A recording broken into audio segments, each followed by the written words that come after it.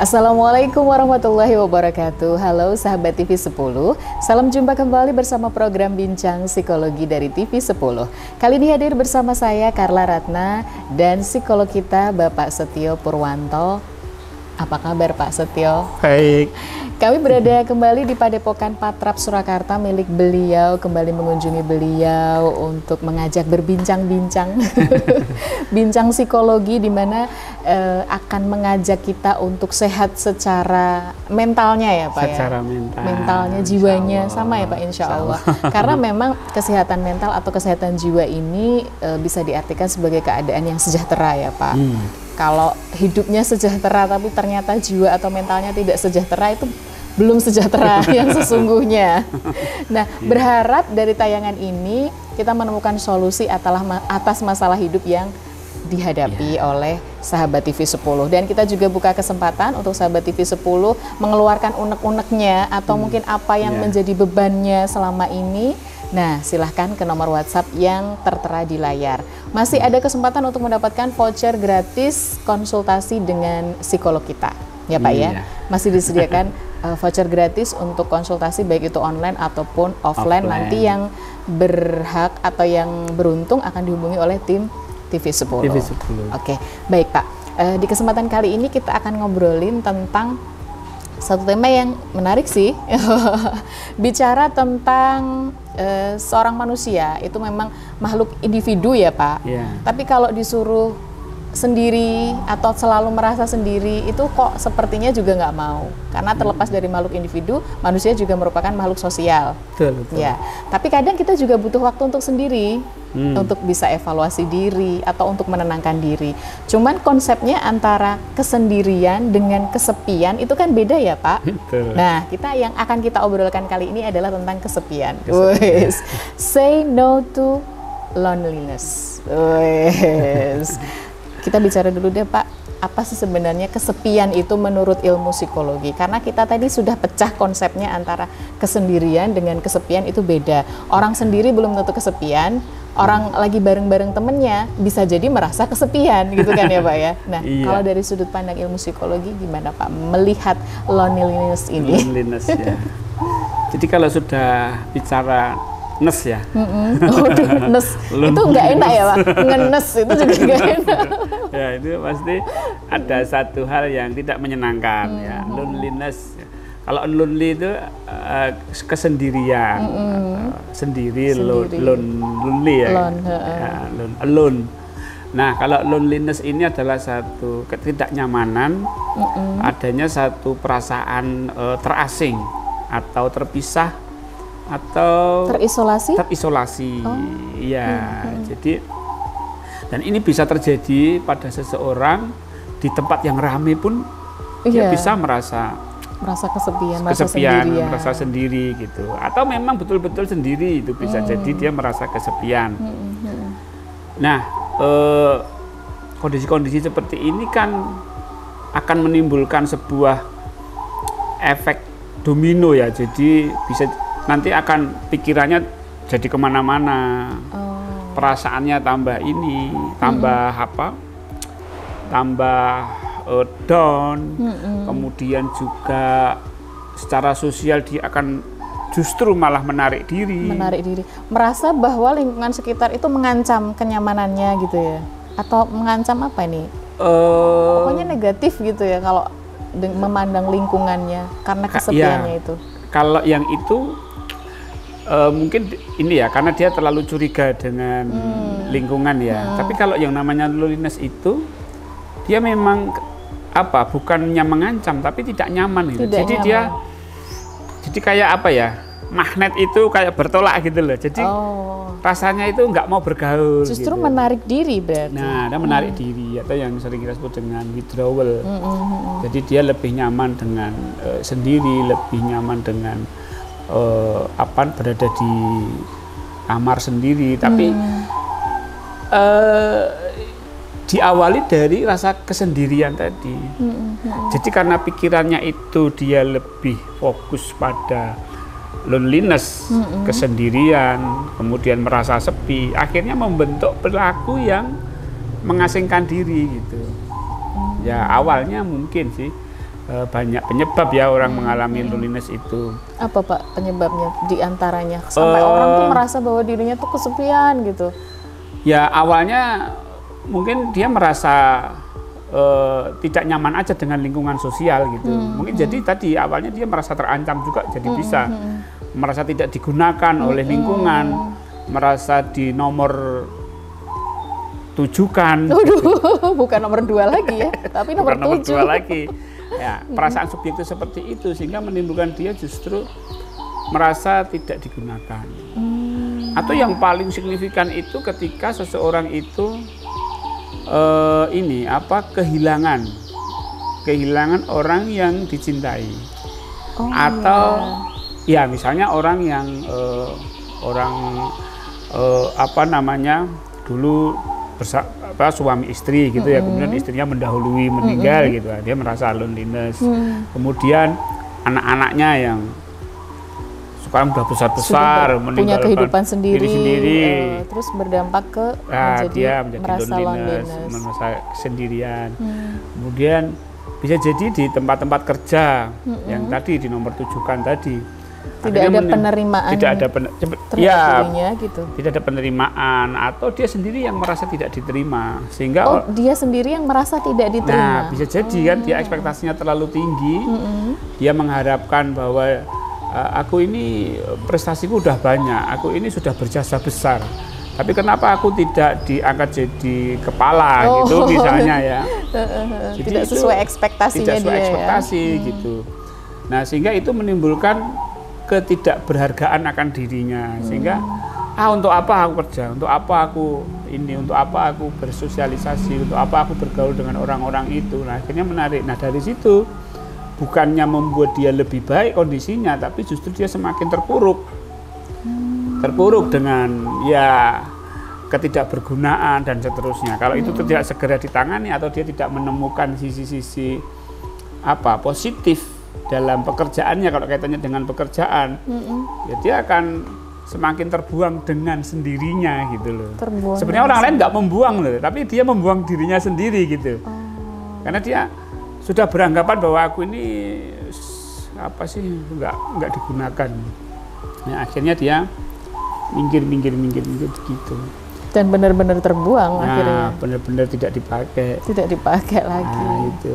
Ini juga seringkali terjadi pada orang-orang yang sudah usia-usia 55, 60 atau 50. Bisakah karena mungkin juga pensiun seperti itu perasaan? Oh iya, itu sangat. Makanya ada gangguan yang namanya post power syndrome. Nah, itu karena ketidakbergunaan akan dirinya gitu loh.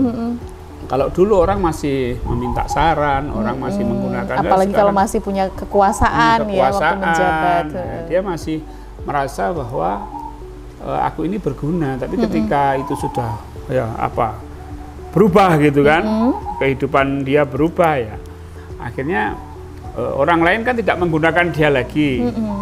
Ya itu kejadian itu bisa menimbulkan, bukan hanya tidak menggunakan, mungkin sudah menghormatinya sudah berbeda. Apalagi ditambah dengan menghormatinya udah berbeda. Dulu kan mungkin atasannya, sekarang kan sudah tidak. Mungkin cara menghormatinya sudah berbeda ya.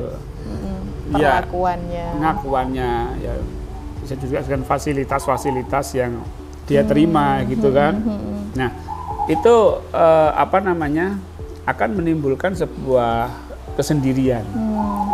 Loneliness gitu di dalam dirinya. Nah, ini tentu akan menimbulkan satu stresor tersendiri bagi dia. Ya, namanya orang itu pasti kok ingin bergaul, namanya orang itu pasti ingin diterima, namanya orang itu pasti ingin sosialisasinya itu mendapatkan pengakuan gitu kan. Tapi ketika itu sudah tidak didapatkan ya. Dampaknya apa, Pak? Ya, namanya loneliness itu dampaknya itu kan stres ya. Stres yang dihasilkan dari loneliness itu ya dampaknya seperti dampak stres juga. Susah tidur, kemudian pikiran yang kemana-mana, overthinking.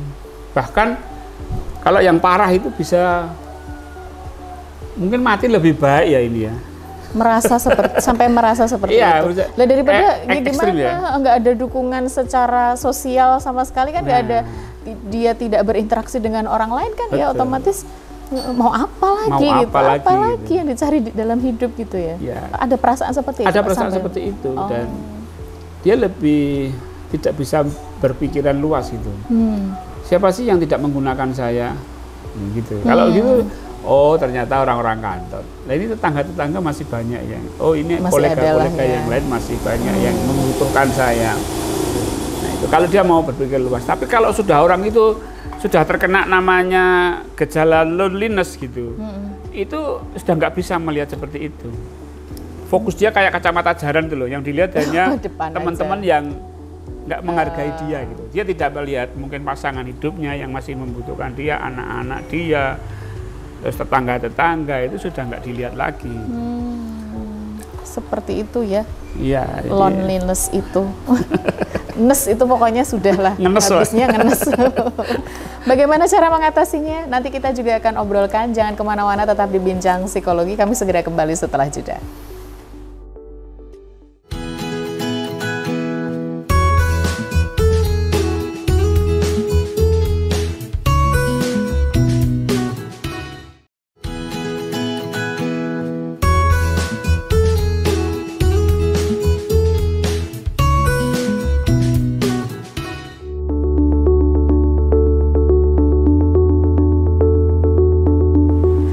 Baik, Anda masih menyimak program Bincang Psikologi dari TV 10 dan Carla masih berada di Padepokan Patrap, Surakarta. Enak ya Pak, di sini tuh kalau meskipun cuaca panas tapi nggak terasa panasnya.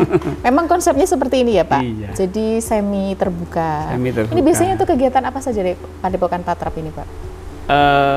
Khususnya lebih ke training center ya, untuk kita fokus ke melatih kesadaran. Jadi pelatihan-pelatihan yang bernuansa awareness, meditasi, zikir, ya seperti itu. Kalau mau gabung gitu, terbuka untuk umum, Pak? Terbuka untuk umum, terbuka open. Untuk umum. Oh, open.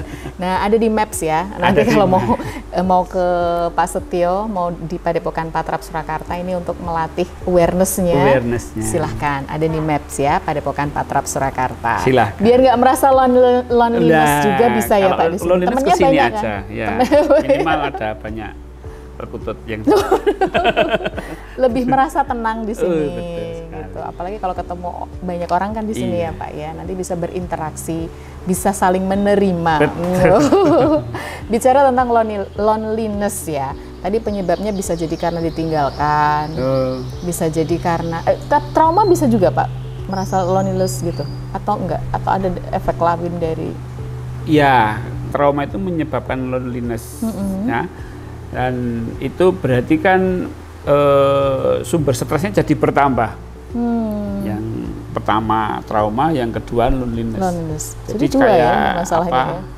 Jadi efek sampingnya dari trauma itu bisa jadi loneliness. Gitu. Tapi dampaknya tetap bisa jadi stres. Bahkan orang bisa merasa menjadi tidak berguna karena itu ya Pak ya. Munculnya ide-ide bunuh diri yang sedang marak ini. Yang sedang marak itu salah satunya adalah karena loneliness. Ya, loneliness. Ya, jadi orang hidup sendiri itu kayak nggak berguna gitu kan ya. Tidak ada yang mensupport juga soalnya. Ya mungkin ada juga, tapi dia sudah tidak menganggap itu support bagi dia gitu.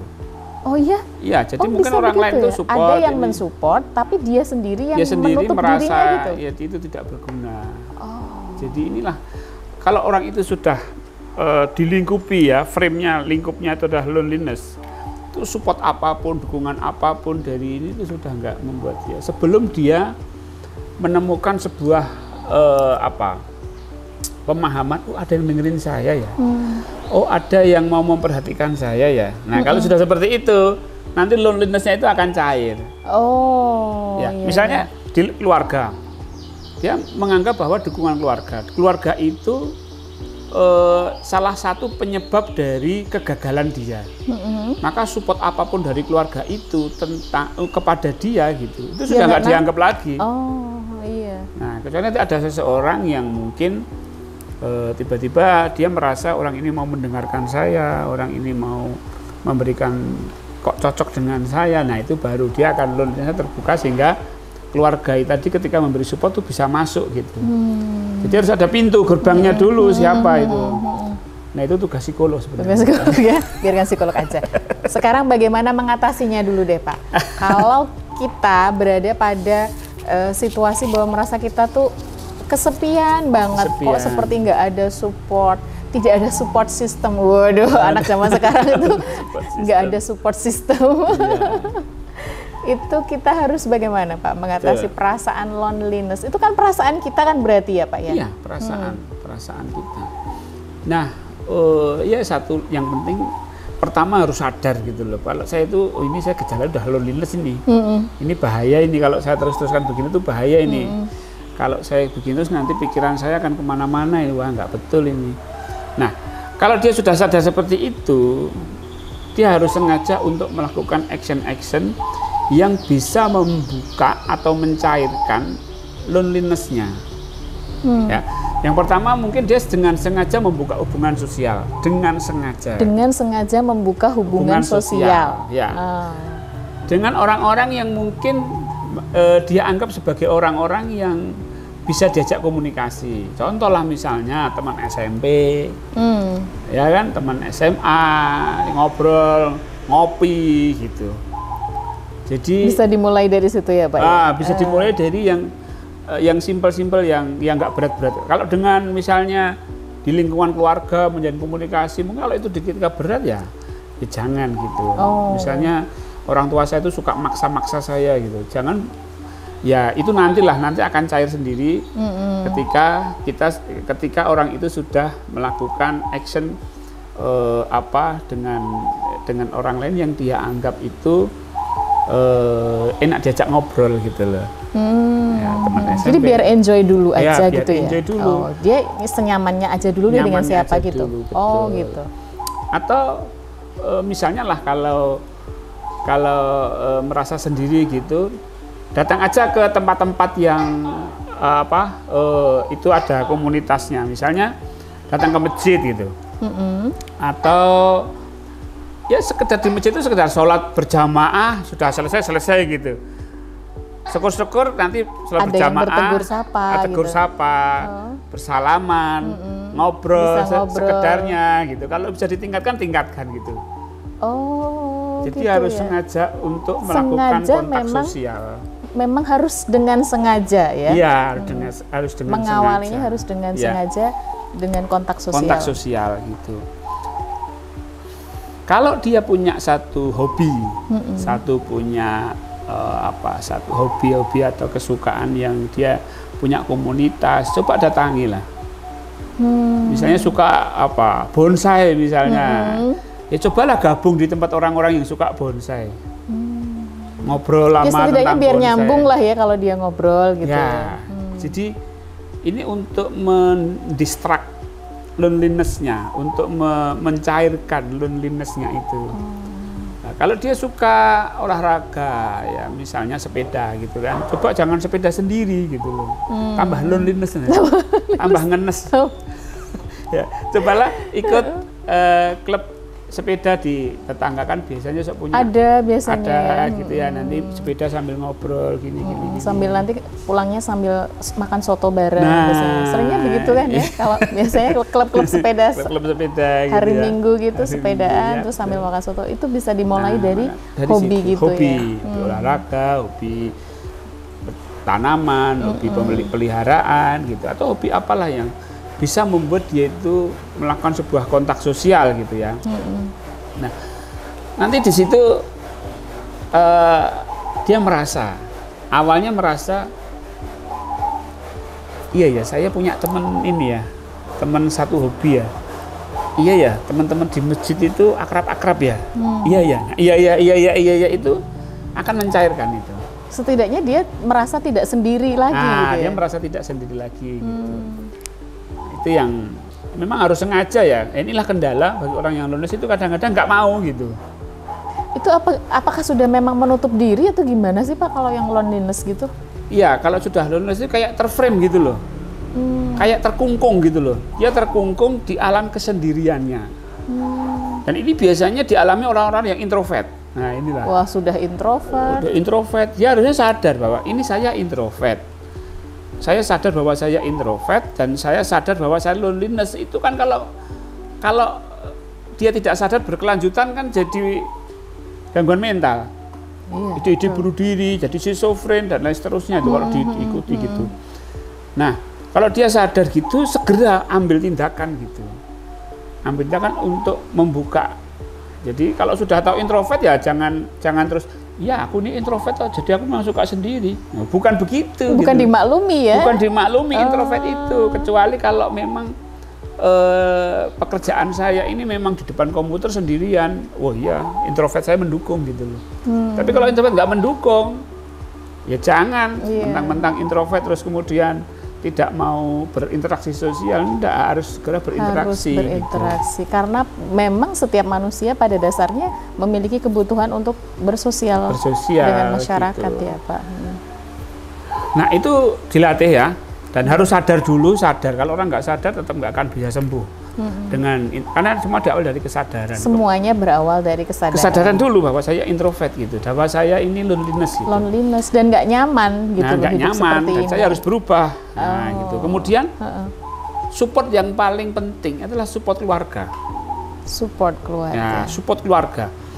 Maka apapun ini pandangan seseorang tentang keluarga yang menyebabkan dia loneliness, dia harus berusaha untuk menjalin komunikasi, menjalin hubungan, menjalin interaksi lebih dalam lagi gitu. Dengan keluarga. Dengan keluarga, terutama kalau masih anak ya ke orang tua, kalau orang tua ya harus ke anak atau ke saudara gitu, harus terjalin gitu, harus terjalin dengan baik itu. Jangan diem dengan keluarga, karena keluarga ini adalah orang terdekat gitu loh, setiap hari ketemu gitu. Jangan menjadi sumber stresor gitu. Jangan menjadi sumber stresor. Betul, kalau keluarga sudah menjadi sumber stresor, waduh. Kemana lagi tempat kita pulang? Nah, pulangnya juga di situ. Iya. Kita pulang ke tempat yang penuh stresor kan, jadi ini kan. Nah ini harus dicairkan dulu. Nah, baru kalau memang jalan-jalan tadi buntu ya toh. Baru. Ke ahlinya. Ke Padepokan Patrap. Ketemu Pak Setio. Nanti solusinya langsung diatasi ya Pak ya. Selain juga di terapi secara psikologi, juga di sini diajak nanti berbaur dengan teman-teman dari Padepokan Patrap yang lain ya. Hampir 30 menit Pak. Ada yang mau disampaikan untuk sahabat TV 10 terkait dengan tema kita hari ini? Iya. Bapak Ibu, bahwa kita ini diciptakan Allah ini untuk berinteraksi, maka silaturahmi itu penting. Jadi kalau misalnya kita merasa sendiri, bukan berarti terus kita memutus hubungan dengan sosial. Justru kita harus memulai untuk bersilaturahmi, menjalin hubungan kasih sayang dengan orang lain.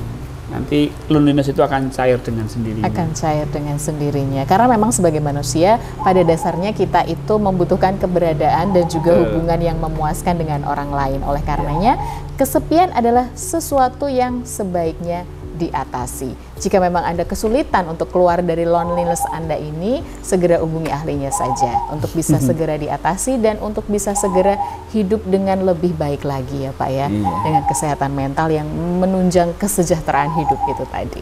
Baik, jangan lupa juga sahabat TV 10 untuk mengirimkan WhatsApp tentang permasalahan hidup Anda. Di nomor WhatsApp yang tertera di layar masih ada voucher gratis konsultasi dari Pak Setio, baik itu online ataupun offline untuk Anda yang beruntung. Terima kasih Pak Setio untuk ilmunya. Sampai jumpa lagi di lain kesempatan sahabat TV 10. Saya Carla Ratna dan Bapak Setio Purwanto undur diri.